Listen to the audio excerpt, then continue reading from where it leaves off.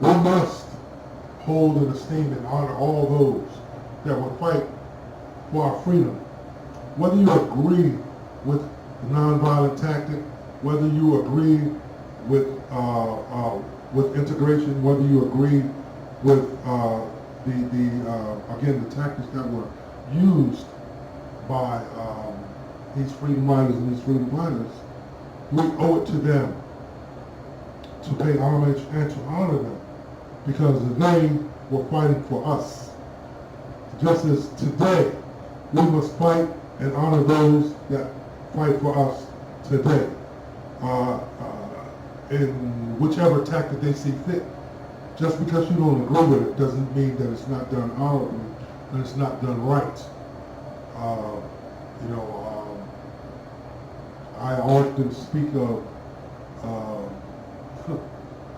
the nonviolent era and the nonviolent movement. It was a tactic, and it worked for a time. I am of a different mindset, and I would never, ever, ever disparage those that came before me and saw it noble to lay down their life or their freedom to fight so that I could still fight and be free. So let's not dishonor any of our fallen soldiers. Let's always hold them in high esteem. Let's teach our children about the freedom riders and all those that came before us, all those that fought and died and gave their lives. And I say this because we're at a point where we cannot squabble over tactics.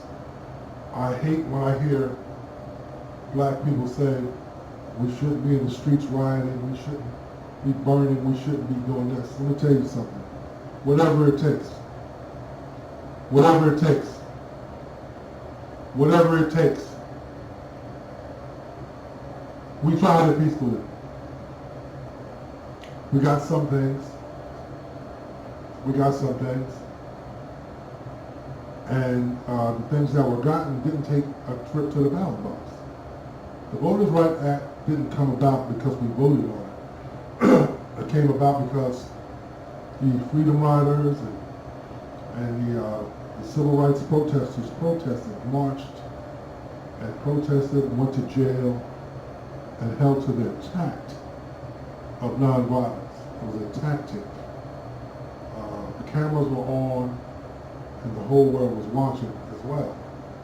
Watching America sick its dogs on nonviolent protesters.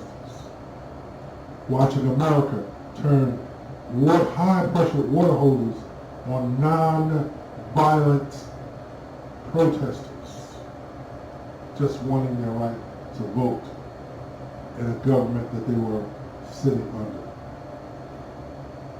The world watched. TV was new, but it was being broadcast around the world. So again, do not disparage those that are out there in the streets today fighting for your freedom, fighting for our justice, fighting for Breonna Taylor, fighting for George Floyd, Emmett Till, Sandra Bland, Mike Brown, and on and on and on. Don't you dare disparage the protesters of today because they're taking a different tact. Again, as Dr. King so eloquently said, a riot is the voice of the unheard.